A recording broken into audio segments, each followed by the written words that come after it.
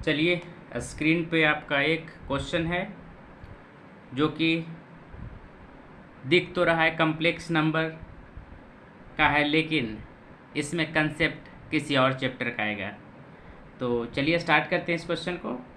ये क्वेश्चन कहता है i square equal to -1, then the value of summation of n equal to 1 up to 200 i to the power n is, और 4 option यहाँ पे आपका दिया हुआ है कि इसमें कौन वैल्यू आपका करेक्ट है।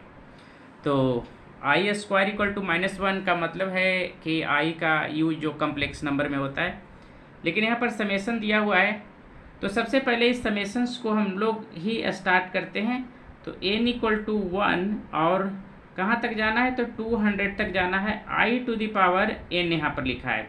तो अगर इसको एक्सपेंड करते हैं हम लोग तो इसको लिख सकते हैं i का पावर कहाँ से, 1 से, यानी i का power 1 plus I square plus i का power 3 plus dot dot dot dot up to कहाँ तक जाएगा, i टू द पावर 200 तक जाएगा।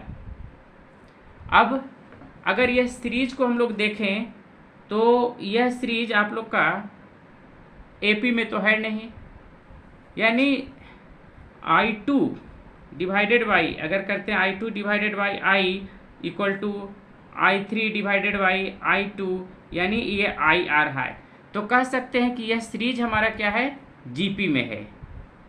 तो अब यहाँ पर देखिए ये क्वेश्चन का दो फॉर्म हो गया, यानी फर्स्ट पार्ट जो आप लोग का दिख रहा है वह है कम्प्लेक्स नंबर से, और जब हम इस सीरीज को ब्रेक किए तो ये क्या आ गया, GP पे आ गया। तो अगर आप GP का सम का फार्मूला जानते हैं तब आप इस क्वेश्चन को बना सकते हैं, अदरवाइज यह क्वेश्चन आपसे नहीं बनेगा। तो चलिए, सम ऑफ GP इक्वल टू क्या होता है, फार्मूला ही लिख देते हैं। SN इक्वल टू होता है A और 1 minus R to the power N divided by आपका क्या हो जाएगा, 1 माइनस R। ये जो फार्मूला है वो आपका सम ऑफ GP का है। तो अगर आप n टर्म का सम GP में निकालना जानते हैं तब इस क्वेश्चन का आंसर आप बता सकते हैं, यानी कहने का मतलब ये फार्मूला आपको याद होना चाहिए। तो जब भी नेशनल लेवल का हम क्वेश्चन बनाते हैं तो ध्यान रखिएगा कि फर्स्ट पार्ट जो आपका जिस चैप्टर से दिख रहा है उसमें कहीं ना कहीं फिर दूसरे चैप्टर का कंसेप्ट आ सकता है, और साथ में कभी कभी तीसरे चैप्टर का भी कंसेप्ट आता है।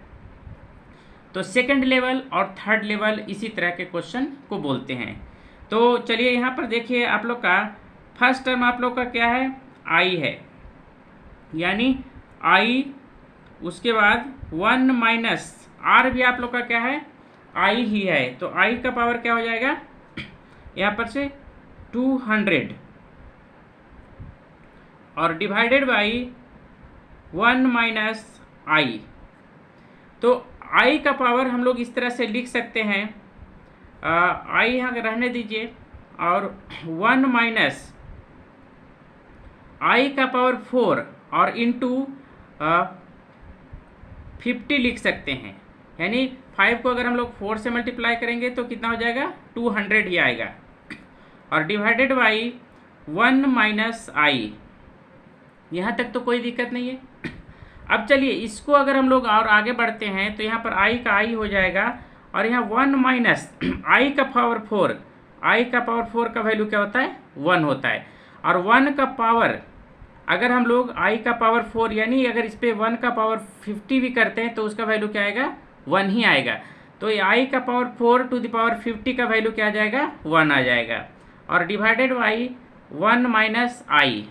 अब देखिए यहाँ से 1 से 1 अगर आपका कैंसिल हो जाएगा तो क्या हो जाएगा, 0 बचेगा, यानी 0 into i divided by 1 minus i, इसका पूरा वैल्यू आपका क्या हो जाएगा, 0 हो जाएगा। तो इस तरह से इस क्वेश्चन का जो करेक्ट आंसर है आप लोग का यहाँ पर देखिए सी का वैल्यू क्या दिया हुआ है, 0। तो करेक्ट आंसर क्या होगा, सी होगा। तो इस क्वेश्चन में आप क्या सीखे कि आप जब भी किसी नेशनल लेवल का एग्जामिनेशन दीजिएगा तो मैक्सिमम क्वेश्चन जो होगा आप लोग का 2 चैप्टर का कॉम्बिनेशन होगा। एक तो क्वेश्चन जिस चैप्टर से दिख रहा है, और दूसरा उसको सोल्व करने में किस चैप्टर का कंसेप्ट आता है। जैसे कम्प्लेक्स नंबर का क्वेश्चन दिख रहा था, लेकिन जब इस क्वेश्चन को हम आगे बढ़ें तो किसका कंसेप्ट आ गया, सीक्वेंस एंड सीरीज कहा गया। तो तैयारी करते वक्त ध्यान रखिएगा कि हम किसी भी चैप्टर को इग्नोर नहीं करें, क्योंकि जो चैप्टर हम बनाते हैं हो सकता है कि उस चैप्टर में किसी दूसरे चैप्टर का कंसेप्ट आ जाए जो हम छोड़ते हैं। तो ध्यान रखिएगा, प्रत्येक चैप्टर को ध्यानपूर्वक पढ़िएगा और सभी फार्मूला को याद रखिएगा, तब आप हर तरह के क्वेश्चन को बना सकते हैं। तो फिर मिलेंगे किसी नेक्स्ट क्वेश्चन के साथ जो आपके द्वारा पूछा गया है। तब तक के लिए थैंक यू।